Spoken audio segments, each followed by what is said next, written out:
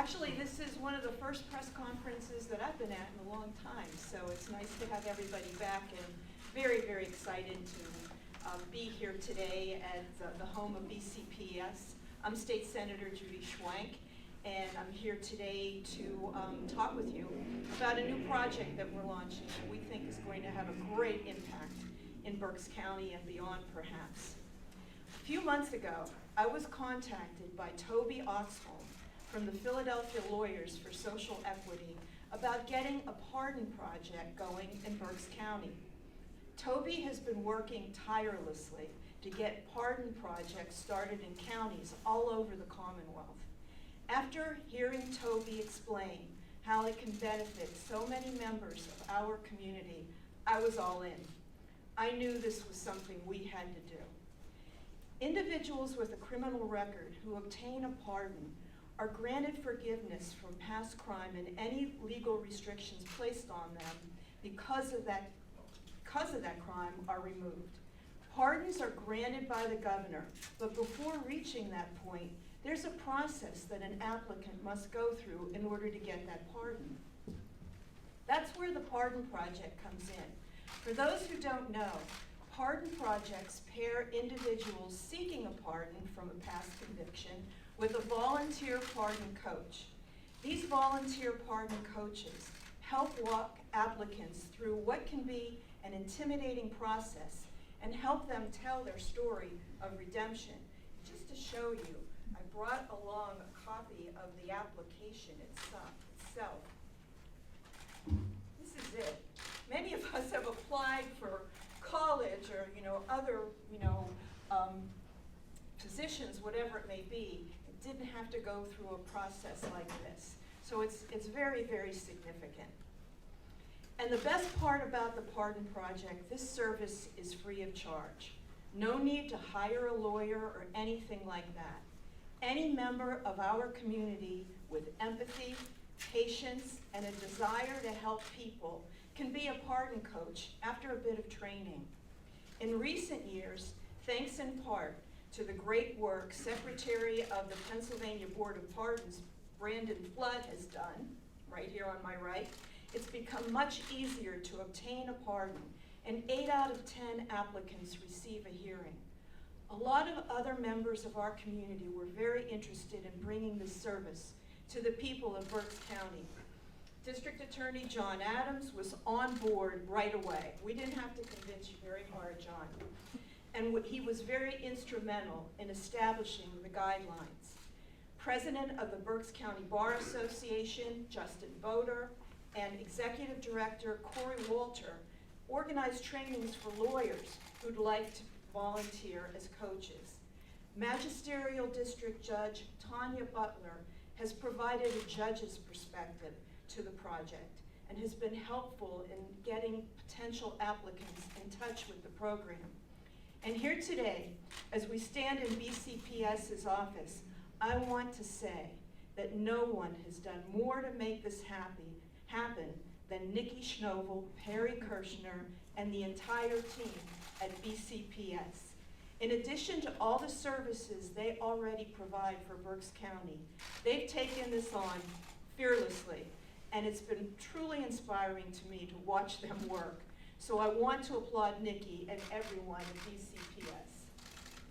I'd also like to say thank you to my friend and recently retired lawyer, Mark Yoder, who volunteered his time and has been an invaluable resource to me and all the members of the steering committee. Thank you, Mark. In fact, after I talked with my staff, Mark was the first person I called to ask if he would help steer us and get this thing off the ground. Mark is sitting back there. Mark, give us a wave. Thank you very, very much for your help. It's been a real team effort, and this is very much a community project. But the Pardon Project isn't about the people standing up here today. It's about the people who for too long have been held back by a long ago mistake. Having a record can make it so difficult for people who just want to move on with their lives, to land a job, or to receive the occupational license that they need. One mistake has the potential to haunt you for the rest of your life. And think about the economic challenges too. When you've turned your life around, but you can't land that well-paying job you need to support your family because you have to check the prior conviction box on a job application, or even to rent an apartment or get a mortgage.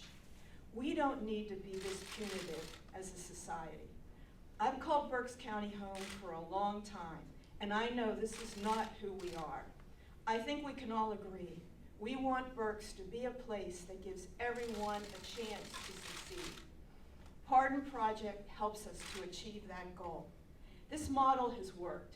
Toby Oxholm, who isn't with us today, but is probably watching from his office, knows this.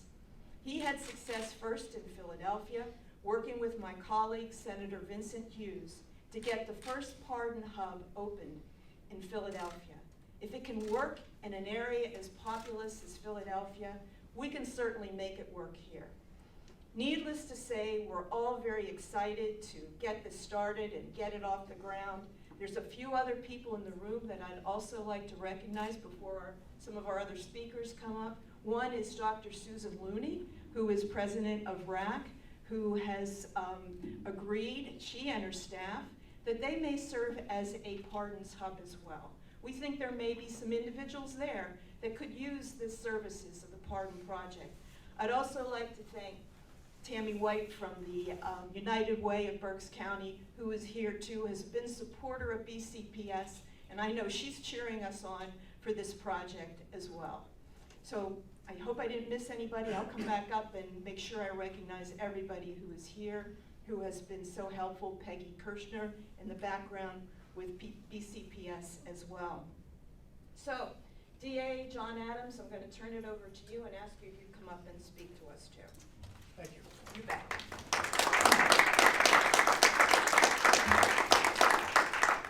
Thank you. And I want to thank everyone who is here and who has been very supportive of this project. Let me lay it out from my perspective. As the Chief Law Enforcement Officer of this county, I recognize that people make mistakes on occasion. And one thing that we can do through this Pardon Project is put a carrot at the end of a stick, which will reward those who have changed their life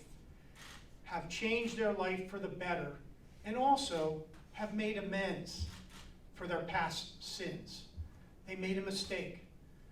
They've paid their restitution, they've paid their fines and costs, and they've created a new life, a life which is void of committing further crimes. And if they can prove that to us, they should be rewarded with the fact that a pardon can be given to them, which will eventually, in essence, take away the burden of a criminal record. So even from my perspective, it's the right thing to do here in our community. We want people who may have committed a crime that have changed their lives for the better to be rewarded. And through the Pardon Project and through the pardon process, that can be done.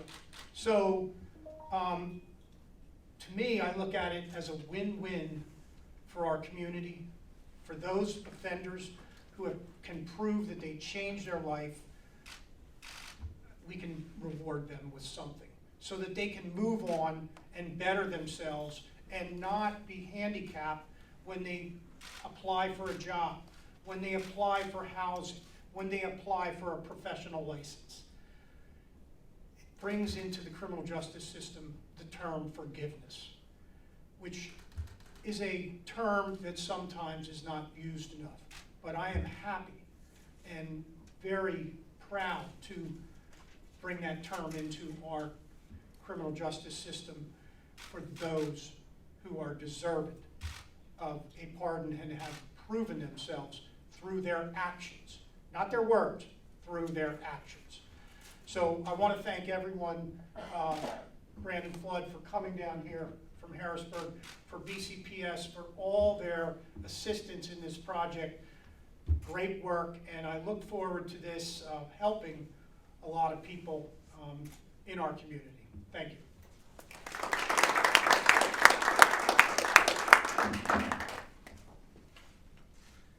Thank you, John. Next, I'm very excited to introduce someone who's come here to Berks County today, and as I mentioned before, has been at the forefront of some of the changes that are happening in the pardon process. And that's the Secretary of the Pardons Board, Secretary Brandon Flood. Secretary Flood?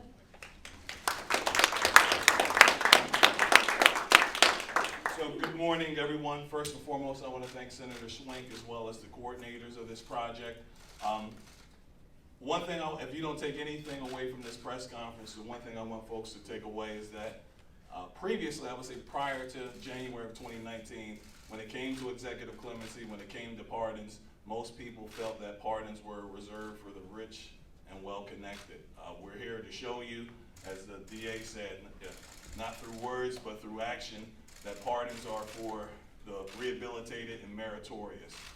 Senator Schwank had mentioned about the clearance rate, right? Approximately 80% of folks that go through this process get a hearing, and especially when it comes to nonviolent, non-sexual offenders, it's about a 90% clearance rate, meaning that those applications get sent to the governor. So the DA Adams hit the nail on the head. If we're looking for an additional carrot to drive down recidivism, to give folks hope, this is one such effort. We actually commissioned a study. If you go to the Board of Pardons website, we commissioned 2 studies that showed the economic impact of folks that go through this process. People who successfully obtain pardons, they're able to increase their earning potential and pursue careers. And so, I'm glad the Reading Area Community College is here because, much like myself, for those that aren't familiar, I received a pardon myself prior to taking over this agency, and it wasn't until I was 27 before I knew what I wanted to do. So you have a lot of folks who may find out late in life what they want to do, what their passions are, only to be locked out from a career because of a criminal conviction. So I'm happy Reading Area Community College is here. But one other thing, for folks that aren't necessarily participating in helping people complete these applications, everyone can help to drive this mission, even if it's just referring folks to this program, right? Because the one thing you heard me talk about hope is when you deny someone employment or you deny someone a license, I think it's rather cruel just to tell someone no and go figure it out, as opposed to you guys really giving someone a specific pathway to being able to clear that record up. So one study, you heard me talk about the economic impact, and the other study we did, I wanted to focus on recidivism. So what we did is we did a 10-year study from 2008 to 2018, captured about 3,000 plus pardon applicants. And what that study shown, at least the 2 highlights of that study, were that for everyone that went through that process, those 3,000 plus applicants, those that were denied and that were successful, they recidivated at a rate of less than 3%. For those that successfully went through the process, they recidivated at a rate of, I believe, at 1.7%. So you juxtapose that with the Commonwealth's recidivism rate, national rates about 60–70%. You can't beat 1.7%, right? So this is an additional tool, additional carrot. For most folks that enter the criminal justice system, much like myself as a youngster, I figured that I was going to have to bear this criminal conviction for the rest of my life, and most folks think that. So this pardon project will be instrumental in giving folks that hope.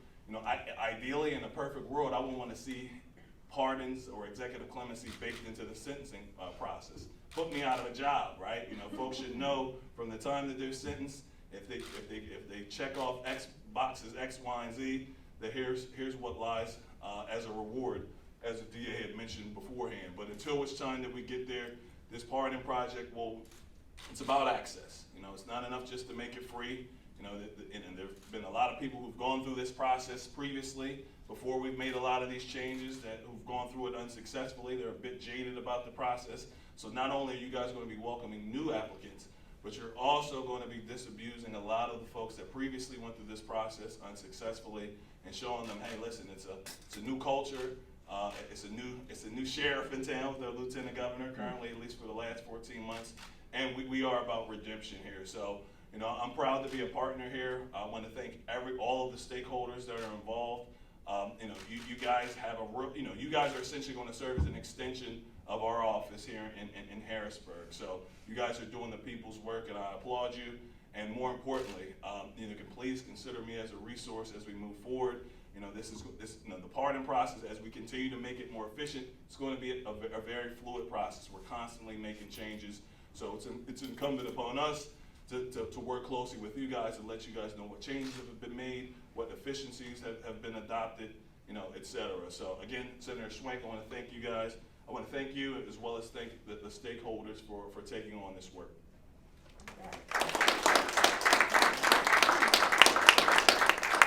Thank you, Secretary.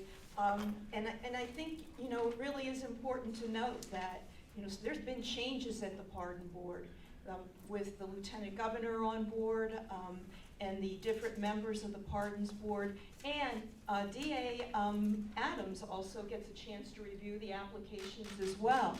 So the process has changed, it's better. It's, I can't say it's necessarily faster, and maybe that'll be some of the questions, Secretary Flood, that you can answer. But we do have guidelines for what this project will look like in Berks County. Certainly people have to have served their time, paid their fines as well. One thing that we didn't want to do here in Berks was put some sort of income level on who could apply for this. We understand that this is a difficult process no matter what kind of income you have. And we wanted to make sure we kept it open to everybody who would need it. And there's certainly crimes of a certain nature that we would not necessarily want to work through, but nevertheless, we think we're going to be able to reach many, many people in Berks County who need this. So now it's my opportunity and really great pleasure to introduce the co-director of BCPS, Nikki Schnabel. Nikki from the get-go, and Peggy, her partner over there in the corner, were really instrumental at every meeting making sure that we put into place a process that would be easy for people to work through. So Nikki, will you come talk about that, please?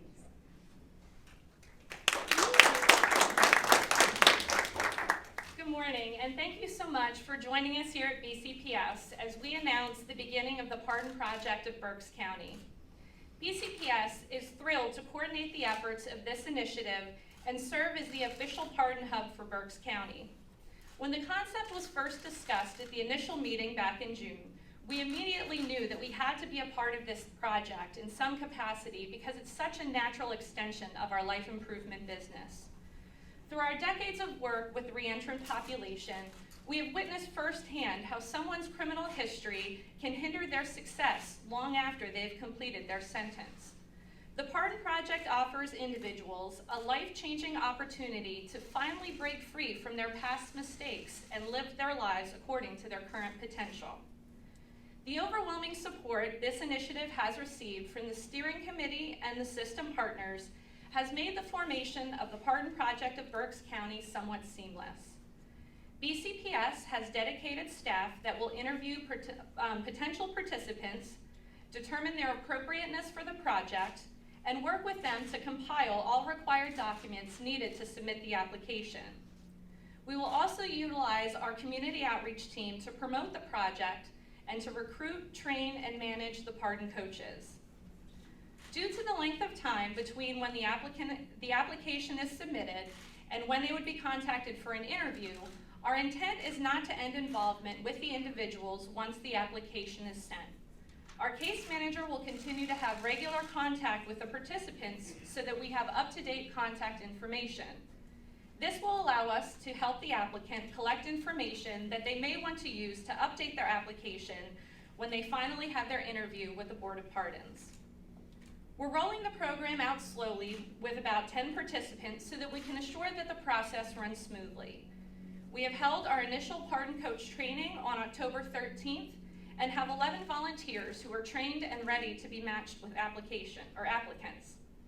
Our case manager has begun the interviewing process with our participants, and we anticipate being able to match them with pardon coaches over the next few weeks. We intend to fully launch the program in the new year. Additional information about the Pardon Project of Berks County, including how to become a pardon coach or an applicant, as well as other details around the process of a pardon, can be found on our website at www.berksconnections.org. Thank you so much.